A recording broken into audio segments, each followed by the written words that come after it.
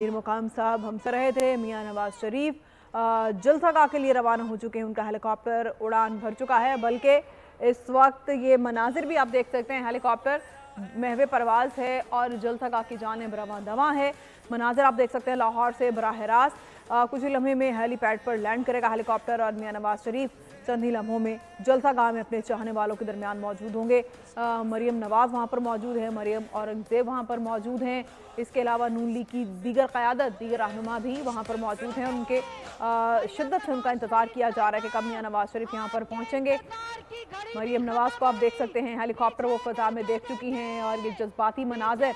मरियम नवाज का ये कहना था ट्विटर पर कि आज ये बहुत बड़ा इस्तकबाल देखेंगे, मियां नवाज शरीफ का उरूज देखेंगे एक बार फिर से पाकिस्तान में। और उनका कहना था कि मेरी ज़िंदगी का आज ये सबसे बड़ा दिन है, एक बार फिर से पाकिस्तान मियां नवाज शरीफ का उरूज देखेगा। तो ये हेलीकॉप्टर जलसागाह की हुदूद में दिखाई दे रहा है फ़ज़ा में।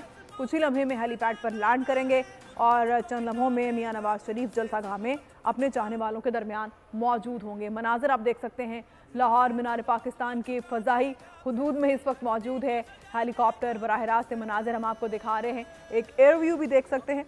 और मियां नवाज शरीफ इस हेलीकॉप्टर में मौजूद हैं, कुछ ही लम्हे में लैंड करेंगे और